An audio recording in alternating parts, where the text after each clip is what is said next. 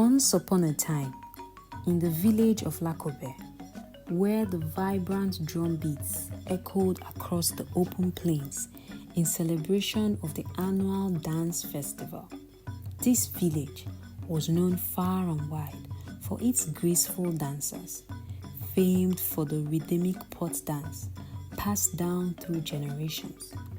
Every girl in the village dreamed of mastering the dance, hoping to win the coveted title of the Queen's handmaiden, a role of great honor. But not everyone shared in the joy of dancing. Adong, a shy, chubby and withdrawn young lady, stood on the outskirts of the crowd, her heart heavy with the desire to dance, but her path was barred by her insecurities and the unkind words of her stepfamily. Adong lost her mother at birth, and soon after, her father took another wife, Nabira, a cold woman who treated Adong as little more than a burden. Raised by her harsh stepmother and two stepsisters, Acholi and Amuna, Adong's childhood was filled with taunts and ridicule, particularly about her weight. Her stepmother forbade her from joining in community gatherings where other young women learned the traditional dances. "You dance?" her stepsisters would mock, spinning gracefully in front of her. "You are too fat for that." Their laughter echoed in her ears as she watched them perfect their steps from afar, her heart sinking lower with every beat of the drums. Adong's fist clenched at her sides, wishing her feet could move like theirs, but she was always left behind, trapped in a world where she felt invincible. One day, after a particularly harsh round of insults from her stepsisters, Adong fled to her usual refuge, the stream that flowed quietly through the village outskirts. She sat on the bank, her reflection rippling in the water as her tears fell. Here, away from the noise, she wept freely, her heart aching from the cruel words. Suddenly, a soft voice broke through her sobs. "Why do you cry, my child?" Startled, Adong looked up to see an elderly woman standing across the stream. The woman's clothing was simple, patterned with symbols of her people, and her jewelry sparkled in the fading light. She extended a hand, offering Adong a small fruit. Sniffling, Adong spoke through her tears. "I can't dance. I am not like the other girls. I am too fat. They laugh at me." The woman's face softened with understanding. "Your body is not your prison, my child. The only thing that holds you back is what you believe about yourself. Inside you is a strength, a beauty that no one can take away unless you let them." Adong blinked, taken aback by the woman's kindness. No one had ever spoken to her this way before.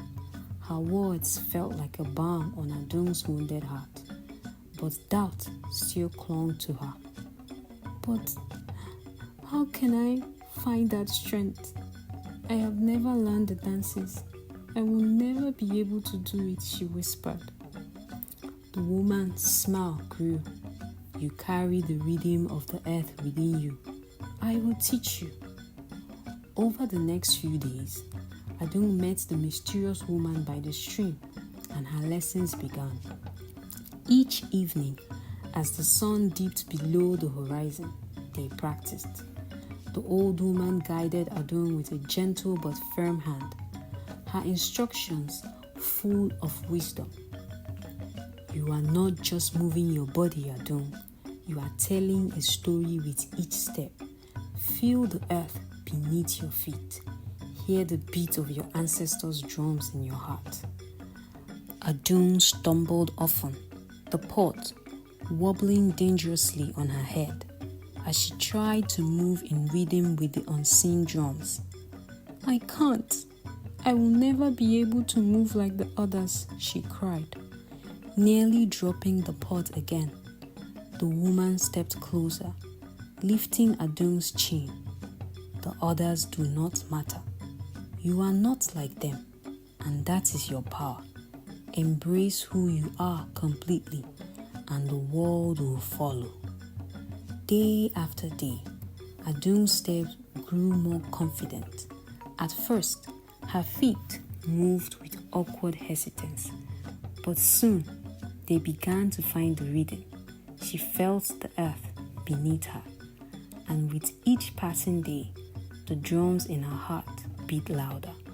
The pot on her head became more steady, and her body moving with a fluid grace she had never known. I never thought I could do this, Adong said with excitement.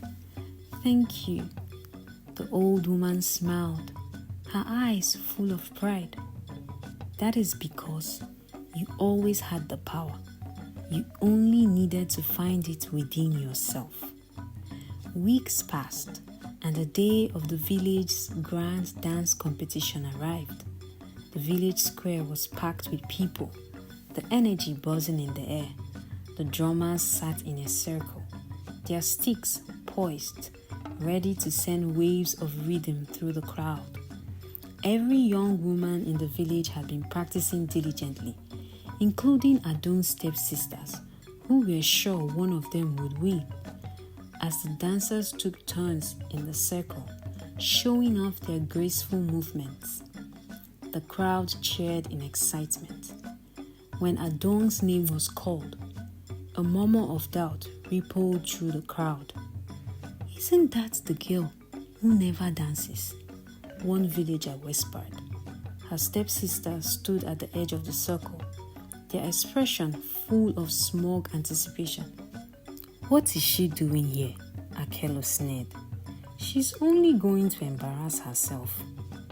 She will probably trip over her own feet, Amona added, their laughter barely hidden. But Adong had changed. Their words still stung, but deep inside, her mentor's voice echoed, "Embrace who you are." She clenched her fists and stepped into the circle, her heart pounding in time with the drums. The first beat came low and slow, resonating through her bones. Adong closed her eyes, blocking out the whispers, the doubts, the fears. She remembered everything her mentor had taught her, every step they had practiced by the stream. And then she began to dance. The pots perfectly on her head as she moved with precision and grace. Her feet connected with the earth, her body flowing with the rhythm of the drums. She spun, hopped, and stamped her feet with a power that left the crowd silent. The whispers faded, replaced by awe as they watched her transformation. When she finished, the crowd erupted in applause.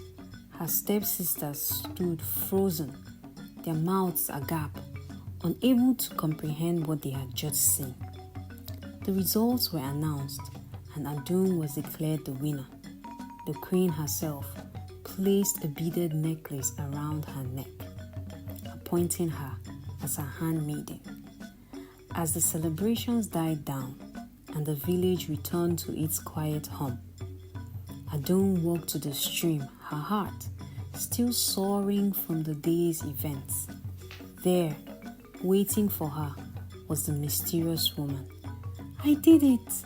I really did it!" Adong exclaimed. "I couldn't have done it without you." The woman smiled, but there was sadness in her eyes. "You always had it in you, Adong. I was just here to help you see it." Suddenly, the woman's form began to glow faintly. Adong gasped, What is happening?" The woman stepped closer, her voice soft. "I was sent here to guide you, my child. I could not leave you alone. You see, I am your mother." Adong's breath caught in her throat, her eyes filling with tears. My mother? But you died. The woman nodded, her eyes full of love. Yes, I did, but my love for you did not. I have watched over you all these years, and now it is time for me to rest. Adong fell to her knees, overwhelmed. No, don't go. I still need you. Her mother knelt beside her, placing a gentle hand on her shoulder. You don't need me anymore, Adong. You have found your strength. Now live your life with the confidence and love that I always knew you had. With a final warm smile, her mother's spirit faded into the soft breeze, leaving Adong standing by the stream, her heart full, her soul lighter than it had ever been. As time passed, Adong's life flourished. As the queen's handmaiden, Adong was showered with wealth. She invested wisely, growing her fortune, and soon became one of the most successful women in the kingdom of Lakobe. Adong's journey was not just a victory for herself, but for every woman who has ever doubted her worth. The moral of the story is that if you embrace who you are completely and love yourself, you will find your place in this world and attain the confidence to succeed in life.